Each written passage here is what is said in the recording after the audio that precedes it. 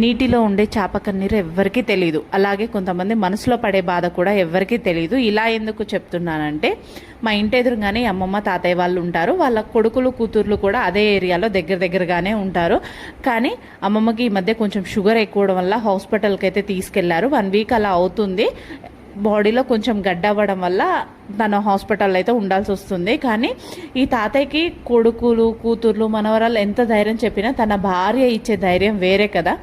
ఒకటి చెప్పాలంటే, భర్త లేకపోయినా భార్య పిల్లల్ని చూసుకొని బతకలేస్తుంది. కానీ అదే భర్త భార్య లేకపోతే ఆ పిల్లల్ని సరిగ్గా చూసుకోలేరు, తనని తాను చూసుకోలేరు. నిజం చెప్పాలంటే భార్య లేని జీవితం భర్తకి శూన్యంతో సమానం. ఇది నా ఒపీనియన్. కానీ ఇలా తాతయ్య ఏడుస్తున్న చూస్తుంటే చాలా ఎమోషనల్ అయిపోయాను ఈరోజు. ఎందుకో మనసు బాగాలేదు. ఆయనను చూస్తుంటే నా వల్ల కావట్లేదు. ఎందుకో నాకు మనసంతా ఒక తీరుగా అయిపోయింది. చాలా బాధగా అనిపిస్తుంది.